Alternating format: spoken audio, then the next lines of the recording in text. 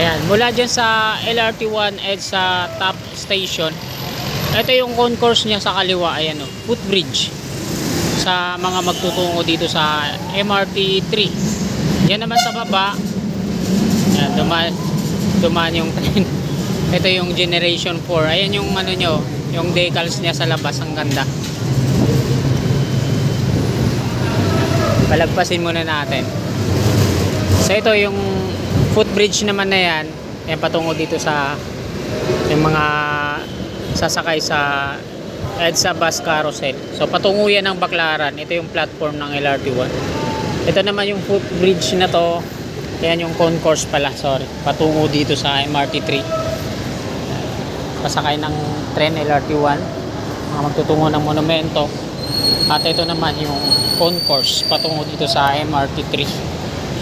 So, magtutungo na North Avenue.